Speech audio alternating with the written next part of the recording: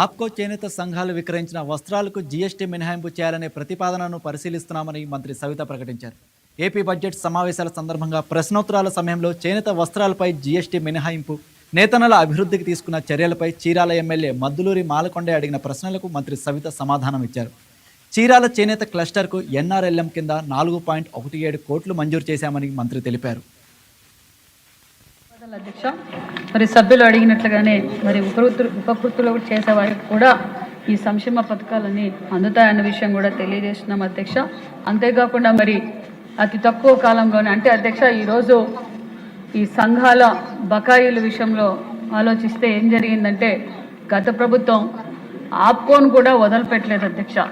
చిన్న సంస్థ ఆప్కో అయినా ఆప్కో మీద కూడా మరి కేంద్రం నుంచి 120 కోట్ల నిధులు తీసుకొచ్చి మళ్ళీ చేయడంతో ఈరోజు ఆప్కో పరిస్థితి దారుణమైన పరిస్థితి వచ్చింది అధ్యక్ష.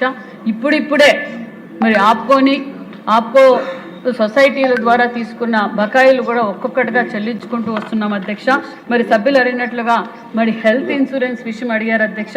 అది ముఖ్యమంత్రి చంద్రబాబు నాయుడు గారు బడిగిన వర్గాలందరికీ యూనివర్సల్ హెల్త్ పాలసీ కూడా తీసుకురావడం కూడా జరుగుతుందన్న విషయం కూడా తెలియజేస్తూ మరి ఇంకా ఏదైతే చేనేతలు గతంలో 14-19లో స్వర్ణయుగంలా జరిగింది అధ్యక్ష.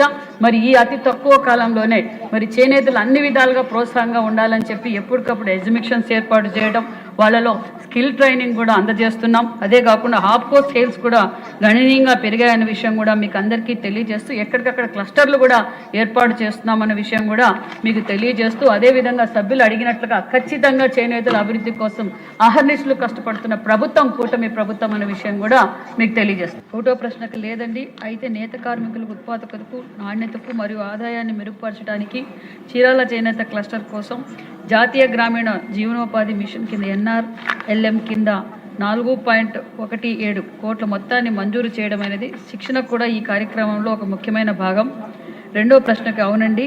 మూడో ప్రశ్నకు అవునండి. ఇటీవల జీఎస్టీ 2.0 సంస్కరణ సందర్భంలో రాష్ట్రంలోని ఆప్కో మరియు ప్రాథమిక చేనేత సహకార సంఘాలు చెల్లించిన జీఎస్టీ తిరిగి చెల్లింపుకు సంబంధించిన ప్రతిపాదనను పరిశీలిస్తున్నాం.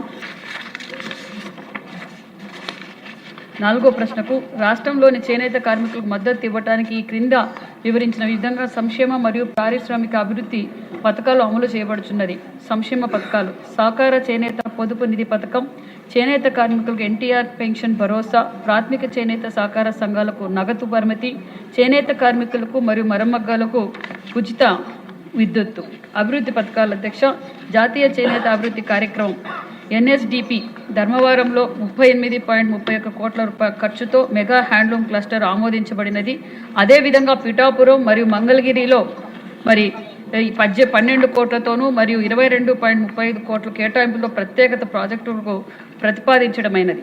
చిన్న క్లస్టర్లకు అభివృద్ధికి ఎస్సిడిపి ద్వారా 10.44 కోట్ల కేటాయింపుతో 10 క్లస్టర్లు మంజూరు చేయబడినది.